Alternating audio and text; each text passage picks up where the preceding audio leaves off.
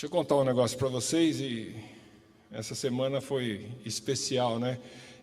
Quase sempre, quando eu vou me preparar para conversar no domingo de manhã, né? Ou quando eu venho aqui à noite, eu gosto muito de ler e de ouvir os sermões do pastor John MacArthur. Vocês já ouviram eu falar algumas vezes e é provável que muitos de vocês o conheçam. O texto que a gente vai falar hoje também foi assim.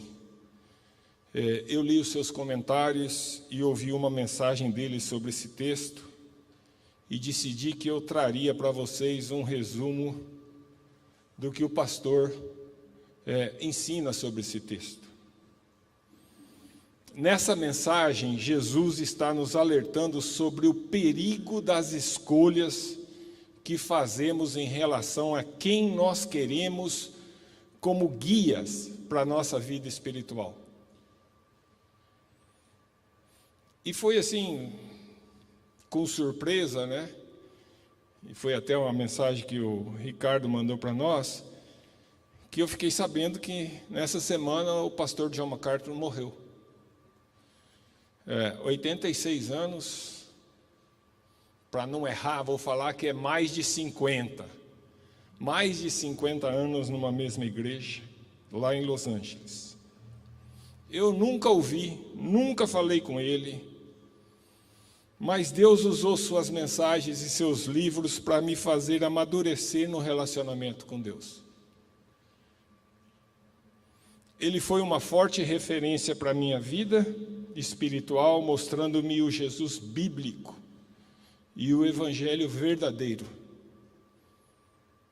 Com ele, tenho aprendido muito, vou continuar aprendendo, porque tem muitas obras, quase todos. Eu acho que o mais antigo que eu vi é sermão de 1970, 70 e pouquinho, então de lá para cá tem tudo gravado, é fácil da gente acessar esse material tão rico. Em um artigo dessa semana, que comentou seu falecimento, a ABC News estampou o depoimento de um reverendo que falava assim que o pastor John MacArthur era um pregador que Deus usou para tornar outros pregadores melhores pregadores. E uma postagem no Instagram descreve o pastor como o leão do púlpito. E o que é interessante nisso é que fala assim, um pregador politicamente incorreto, cuja preocupação nunca esteve em agradar as pessoas, e sim em ser fiel às Escrituras e a Cristo. Sem nenhuma dúvida, ele foi um baluarte em defesa da fé verdadeira. Seu ensino, sua interpretação bíblica, seu testemunho fizeram dele uma referência para mim. Daqueles que sabe assim, quando aparece uma dúvida sobre um texto, ou uma dúvida que vem na sua cabeça sobre algo que é importante para você, eu corro lá e busco, entre outros, ouvir aquilo que ele diz sobre aquele ponto.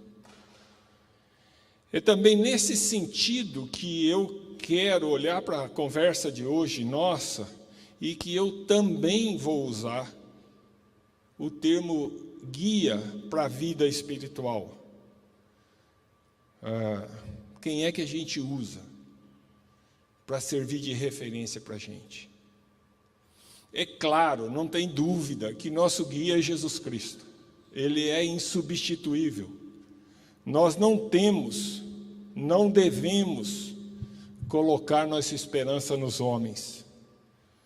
Mas na conversa de hoje, nós vamos falar de guia para a nossa vida espiritual, muitas vezes como aquelas pessoas, ou às vezes instituições, que nos servem de referência, que tem grande influência na forma que vivemos a nossa vida, ou no processo de aprendermos sobre a vida espiritual. E no mundo de hoje, com a amplitude que nós temos das mídias, nos são oferecidos muitos candidatos a guias espirituais, a guias para a nossa vida. Como é que você os seleciona? Que critérios você usa? Quem de fato está lhe guiando? Nós temos muitas preocupações com segurança, né? Hoje em dia, diz as pesquisas, que a população brasileira, um dos pontos de maior preocupação e insatisfação é em relação à segurança ou à insegurança. O temor da população está no que os bandidos, o crime organizado, tem feito. Eles roubam, muitas vezes sequestram, chegam a matar por besteira. Mas deixa eu falar algo, presta atenção nisso. O ensino espiritual errado, a falsa religião, o cristianismo meia-boca, não bíblico, é mais letal do que os criminosos, mais letal do que terroristas. A Bíblia está cheia de alerta sobre os falsos mestres, sobre os falsos ensinos. Com certeza, se nós pegarmos o Novo Testamento, talvez o tema que mais apareça é sobre o cuidado que a gente deve ter com os falsos mestres. Eles matam a sua alma e a alma dos seus queridos, afastando-os de Jesus e do verdadeiro Evangelho. Não há como ser mais enfático sobre esse risco do falso ensino do que a Bíblia nos alerta.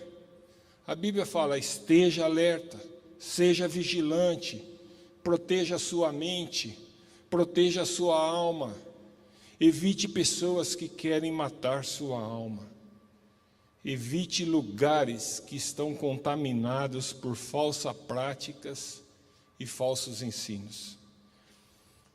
E é exatamente sobre isso que o texto que nós vamos olhar está falando nessa passagem de Lucas, do capítulo 6, versos 39 a 45.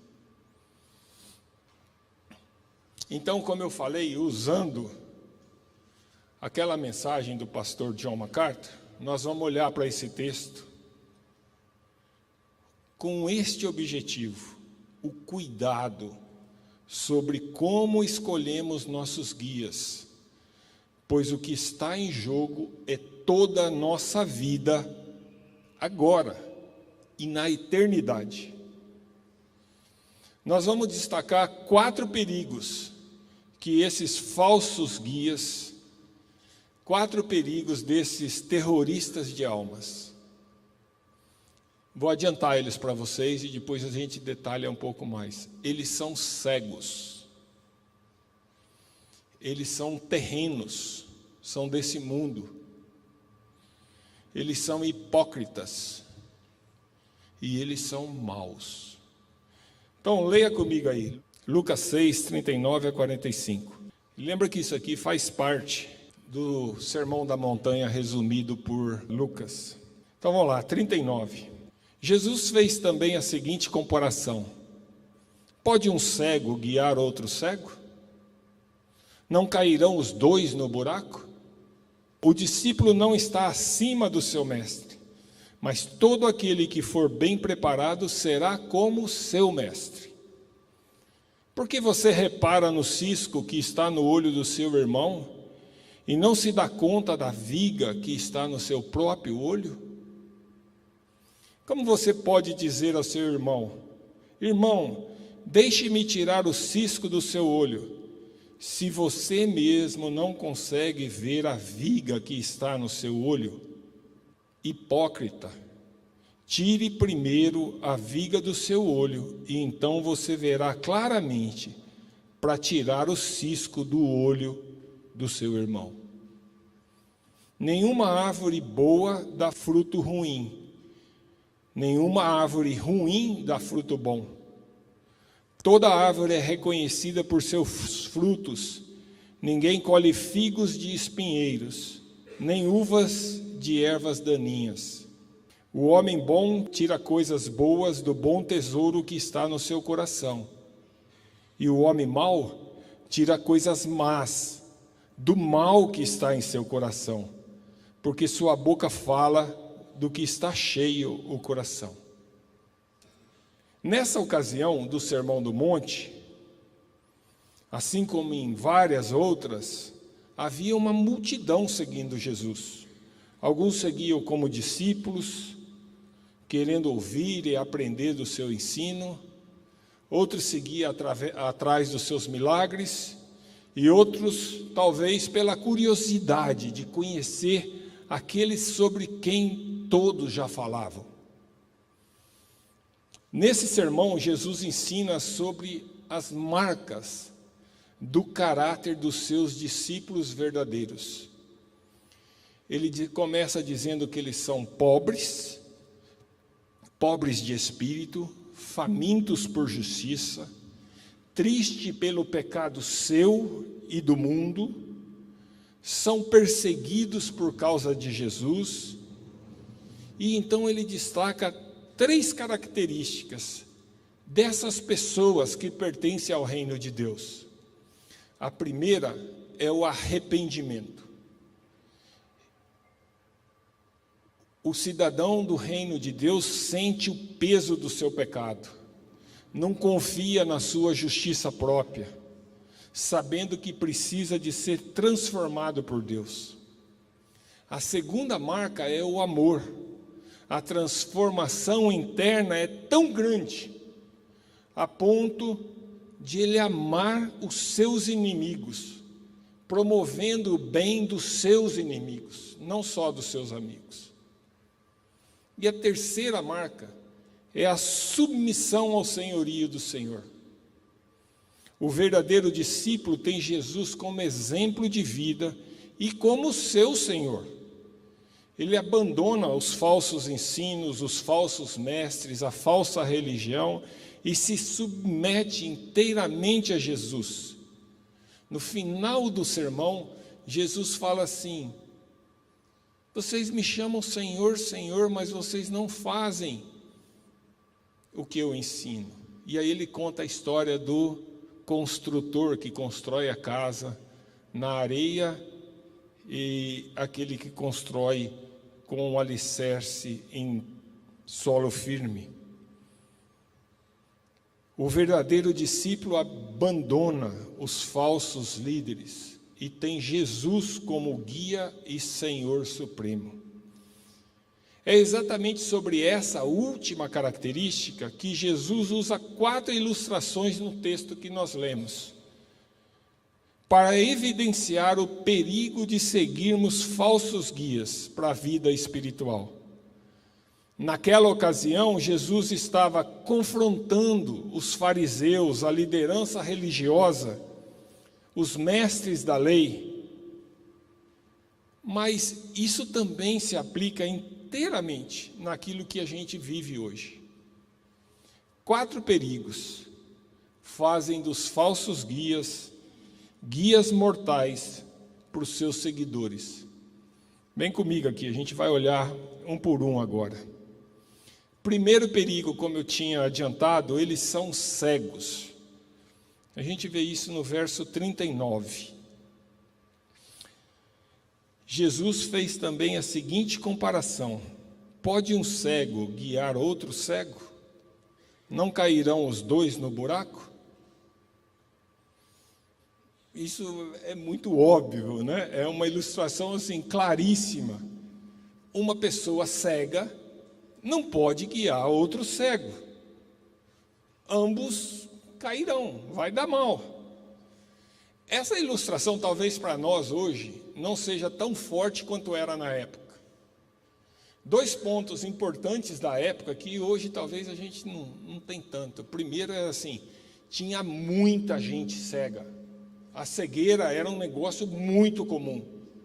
Pelas condições de vida, deserto, sequidão, Muita gente era cega. E a segunda coisa era assim, os caminhos não eram como são os caminhos de hoje. A gente reclama de uma estrada ou outra que tem uns buracos.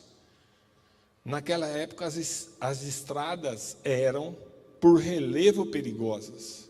E mais que isso, nas cidades ou nas vilas, era comum fazer poço, o poço secar e eles deixarem o poço aberto. Então a coisa mais fácil era um cego cair dentro do poço. Imagine um lugar assim, onde o cego era guiado por outro cego. É isso que Jesus está falando. O risco é fatal. A aplicação espiritual para a gente é direta. Se você seguir um guia espiritualmente cego, que não conhece o caminho do reino de Deus, você não vai chegar lá, vai cair antes. O texto de Mateus 15, 12 a 14, deixa claro que nesse que nós acabamos de ler, Jesus está tratando dos falsos guias. Ele deixa claro que eles são cegos e o fim de quem os segue é o buraco. No texto de Mateus, nós já vamos ler, é a ocasião em que Jesus chama os fariseus e os mestres da lei de hipócritas, porque eles transgrediam os mandamentos de Deus por causa da tradição deles, dava mais valor para a tradição do que aquilo que era a vontade de Deus. Jesus os chama de hipócritas, e aí vem o que está no texto. Então os discípulos se aproximaram dele e perguntaram: sabe que os fariseus ficaram ofendidos quando ouviram isso? Ele respondeu: toda planta que meu Pai Celestial não plantou será arrancada pelas raízes. Deixem-nos, eles são guias de cego. Se um cego conduzir outro cego, ambos cairão no buraco. Olha agora Mateus 23, 13 e 15. Jesus está dizendo que os mestres da lei e os fariseus, com todo o seu zelo e aparência de dignidade, eles eram respeitados pelo zelo que eles tinham em seguir as tradições que eram ensinadas como vontade de Deus. Apesar dessas aparências, impediam que o reino de Deus fosse alcançado por seus liderados. Olha aí, verso 13. Ai de vocês, mestres da lei, fariseus hipócritas, vocês fecham o reino dos céus diante dos homens. Vocês mesmos não entrarão, nem deixarão entrar aqueles que gostariam de fazê-lo.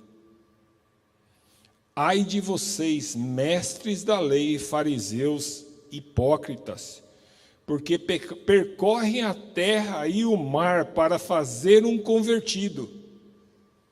E quando conseguem, vocês os tornam 2 vezes mais filho do inferno do que vocês. Muitos de nós, quando vemos pessoas religiosas, que fazem boas obras, como meio de se tornarem aprovadas por Deus, pensamos que essas pessoas fazem o bem para o mundo. E muitas pessoas as seguem. O fato, conforme dito por Jesus, aqui no texto que a gente leu de Mateus, elas são terroristas espirituais. Elas podem estar destruindo a alma das pessoas, por ensinar que a aceitação de Deus depende das obras e não de Jesus Cristo. Por outro lado, Jesus diz em Lucas 4,18: o Espírito do Senhor está sobre mim, porque Ele me ungiu para pregar boas novas aos pobres.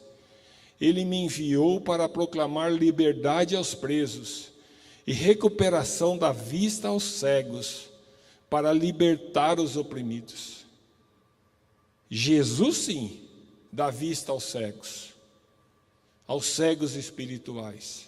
Jesus, sim, liberta os oprimidos pelo peso do seu pecado, pelo peso de achar que tem que fazer alguma coisa para merecer o perdão de Jesus.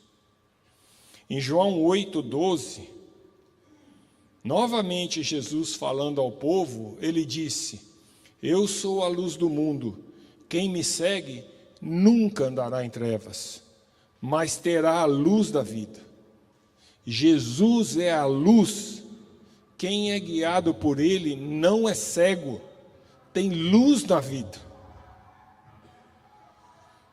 Em João 14,6, Jesus novamente, agora respondendo, fala assim: eu sou o caminho, a verdade e a vida.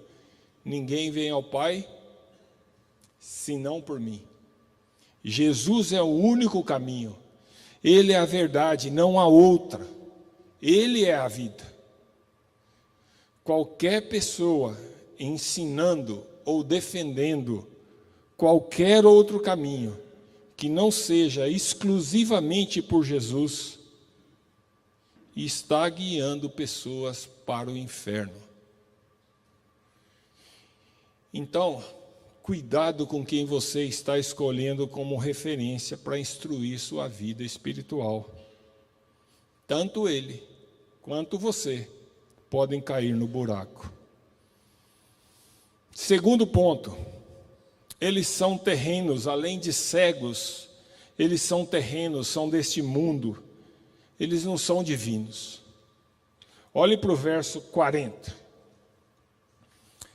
O discípulo não está acima do seu mestre, mas todo aquele que for bem preparado será como o seu mestre. O que Jesus está querendo dizer com isso?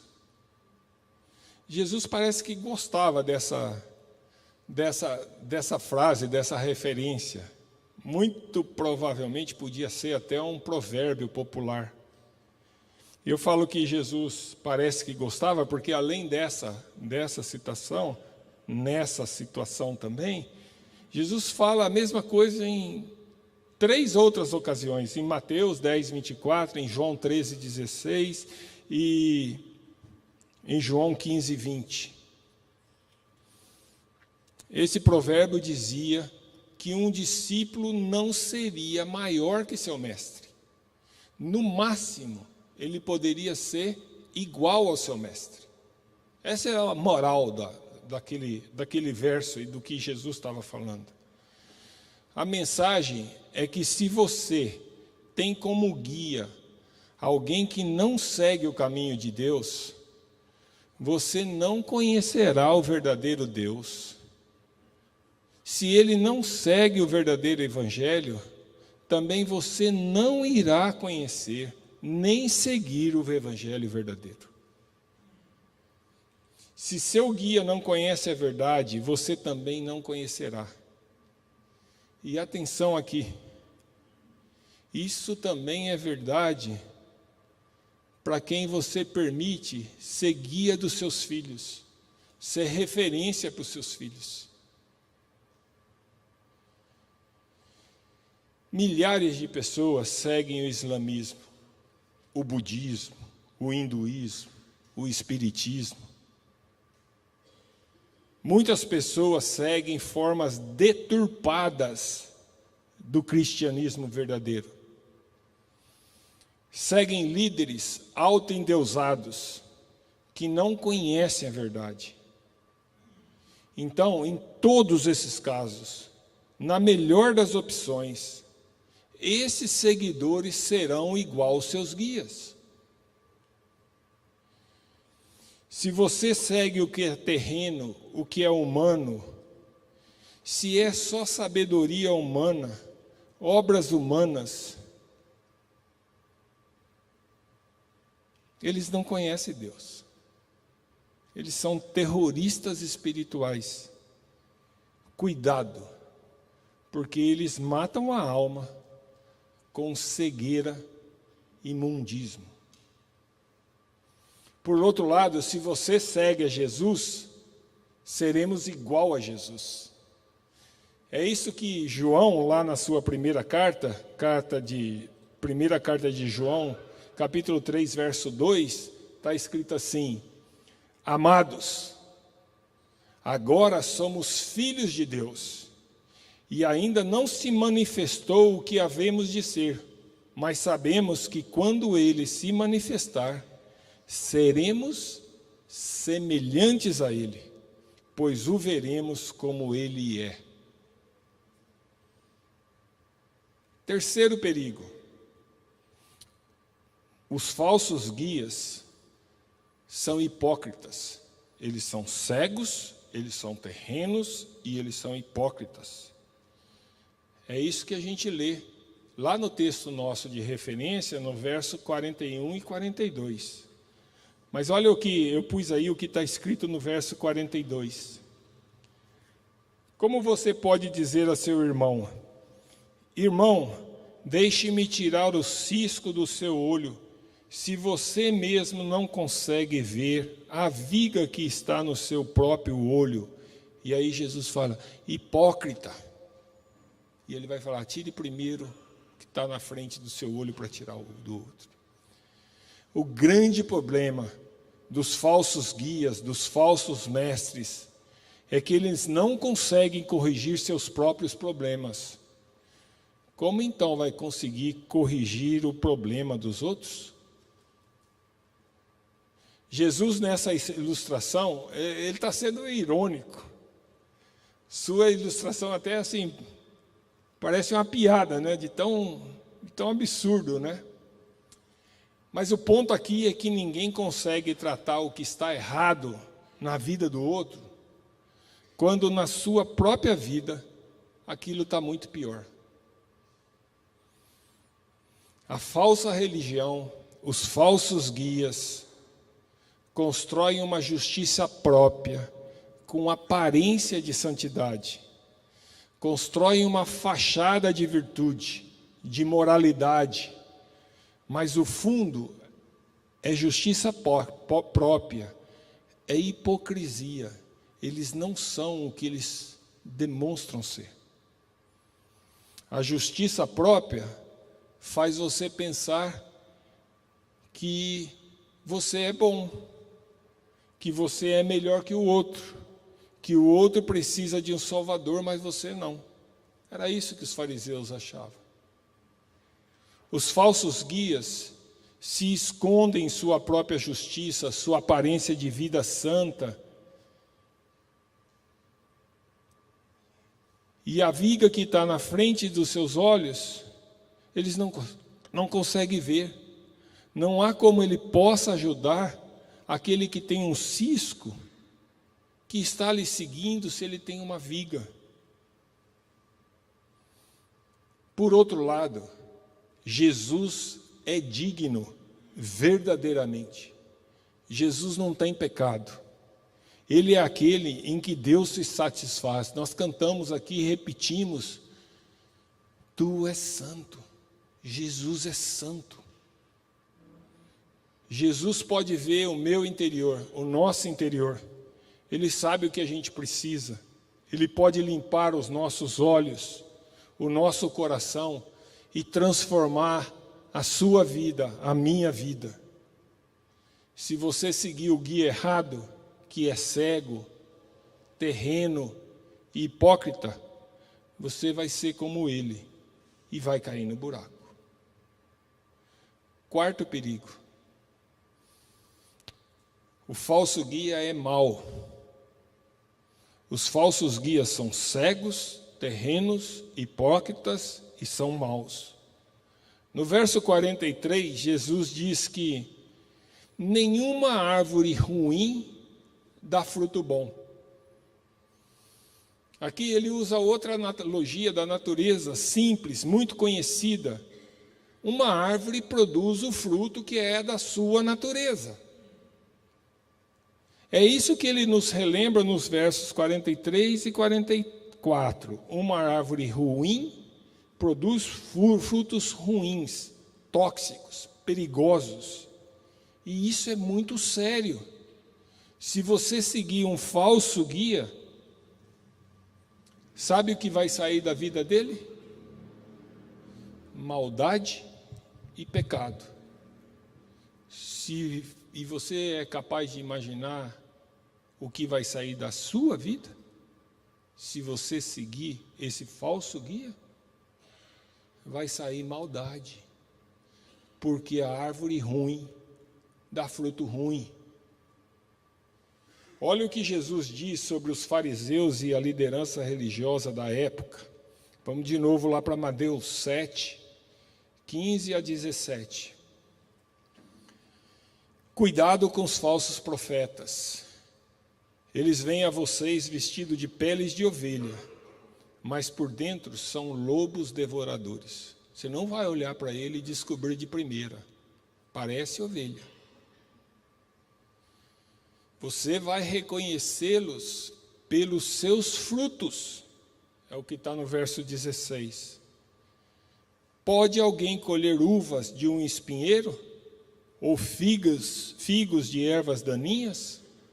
Semelhantemente, toda árvore boa dá frutos bons, mas a árvore ruim dá frutos ruins. Se você procurar em guias falsos algo bom, algo benéfico, vocês não vão encontrar. Eles podem até ter aparência boa, mas eles não produzem bons frutos. Não é da natureza deles. O verso 45 é uma aplicação da analogia da árvore e seu fruto. O homem bom tira coisas boas, ou tira coisas boas do bom tesouro que está no seu coração. Basicamente, o que Jesus está dizendo aqui é que nós vamos agir, falar de acordo com aquilo que está dentro de nós. E sabe como que é a nossa natureza natural? O nosso jeito normal? Nós somos maus. Nossa natureza é má.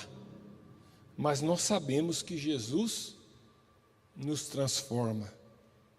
Jesus transforma o nosso coração. Jesus transforma a nossa natureza. Nessa analogia, o homem bom representa o homem guiado e transformado por Jesus. Eu gosto muito do verso que está em Efésios 2:10. Porque nós somos criação de Deus, realizada em Jesus Cristo, para fazermos boas obras, as quais Deus preparou de antemão para que nós as praticássemos, porque somos filhos de Deus, porque Jesus nos resgatou, porque Jesus nos deu perdão e nos transforma, é que nós praticamos as boas obras. E Jesus preparou essas boas obras para que a gente possa executá-las, fazê-las. Nós faremos coisas boas e seremos bons porque o nosso Mestre é bom, porque somos criação de Deus em Jesus Cristo. Somos guiados e transformados por Jesus. Sem Jesus Cristo, não seremos bons, não daremos bons frutos. Eu vou concluir, primeiro relembrando, os 4 perigos dos falsos guias que a gente viu nesse texto, de Lucas 6, 39 a 45. Alerta com cuidado quem você segue. Os falsos guias são cegos, eles olham para as coisas daqui, desse mundo terreno, eles são terrenos, eles são hipócritas, porque fazem uma coisa, mas são outras, ou dizem uma coisa e são outras, e eles são maus. Não é só nesse texto, não é só eu que estou advertindo, especialmente no Novo Testamento. A Bíblia está cheia dessa advertência. Se você seguir um falso guia, você vai cair no buraco. Você será igual a eles. E você está colocando em risco a sua eternidade. Esse alerta pode ser aplicado em várias áreas da nossa vida. Para fechar, eu vou destacar 3. Primeiro, o único e verdadeiro, o supremo guia para a nossa vida deve ser Jesus Cristo. Nunca esquece disso. Ele é o caminho, Ele é a verdade, Ele é a vida. Só Ele nos leva a Deus. Ele é insubstituível. Ouça e pratique o que Ele ensina. Tudo que for diferente do seu ensino é desviar-se do caminho. Segunda aplicação, como o próprio apóstolo Paulo disse, quando ele nos chama a ser seus imitadores, lembra quando ele fala, seja meu imitador como eu sou de Cristo? Em nossa caminhada da vida cristã, nós escolhemos pessoas para nos ajudar a aprender. Pessoas que servirão como guias, como referências. Cuidado com essa escolha.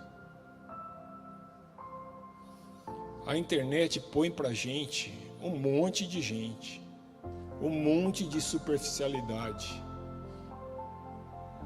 Gente, a Bíblia está nos falando, cuidado, esteja alerta, atenção. Fuja de todos aqueles que não foram fiéis ou não são fiéis à verdade do Evangelho. Fuja daqueles que só dizem e fazem o que as pessoas querem ouvir e o que as pessoas querem fazer. Busque aqueles que são fiéis ao Evangelho. Fuja daquele que fala bonito, ou você gosta de ouvir porque fala bonito. Esse não é o critério. Fuja daquele que você gosta de ouvir porque é divertido. Esse não é o critério. Pode até ser divertido, mas esse não é o critério. Não busque igreja pelo entretenimento que ela oferece, pela relação social que ela oferece. Não busque igreja pelos eventos que ela oferece. Busque guias e igrejas que são verdadeiramente bíblicas, que falam do Evangelho. Como eu citei antes, usando o caso do John MacArthur, que muitas vezes parece politicamente incorreto, que fala coisa que a gente não gosta de ouvir, mas que fala aquilo que está na Bíblia, que é bíblico, que Deus está nos alertando. Terceiro ponto. Muita atenção nisso. Esteja atento a quem está influenciando os seus filhos e os seus queridos. Nós somos responsáveis em alertá-los sobre os perigos dos falsos guias. Eles são cegos, eles são terrenos, eles são hipócritas e eles são maus. Eles são piores do que terroristas, porque eles roubam a eternidade, nos tira do caminho de Deus. Que Deus nos dê sabedoria e discernimento, para a gente poder, muitas vezes, olhar para o lobo que está vestido de ovelha e saber que ele é lobo. Que a gente tenha a prioridade sempre colocada em Jesus, na sua palavra. E talvez daria aqui um outro sermão, como é que eu vou identificá-los?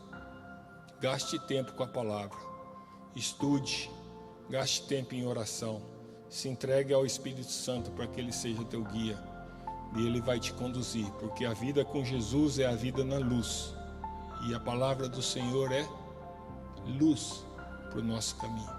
Vamos orar? Senhor Jesus, Pai de amor, quão vulneráveis, Senhor, nós somos, sem o Teu socorro, sem o Teu Espírito que nos guia, Senhor, ensina-nos a depender completamente de Ti, para que a gente tenha discernimento, para que a gente possa conhecer e escolher corretamente quem nós queremos como referência, como guia na vida que nós temos por aqui. Não nos deixe nunca ter outras pessoas, Senhor, sejam elas quem forem, que substitua o Teu lugar como nosso Senhor, nosso guia supremo, nosso exemplo de vida. Que aqueles que nos apoiarem sejam sempre medidos contra o padrão que é Jesus Cristo. Que a nossa vida não seja nunca, Senhor, uma vida que na nossa visão pareça aprovada, sem que ela esteja em conformidade com o Teu querer, com a Tua vontade, com aquilo que Jesus Cristo nos ensina. Abençoe essa igreja, que ela continue bíblica, que ela continue luz, refletindo aquilo que o Senhor quer, que nós possamos, Senhor, influenciar outros, que outros possam olhar para nós e encontrar aqui, de fato, Jesus Cristo, a Tua verdade, o Teu caminho, que nós possamos ser, Senhor, luz para o mundo, refletindo a Tua vontade. Em nome de Jesus. Amém.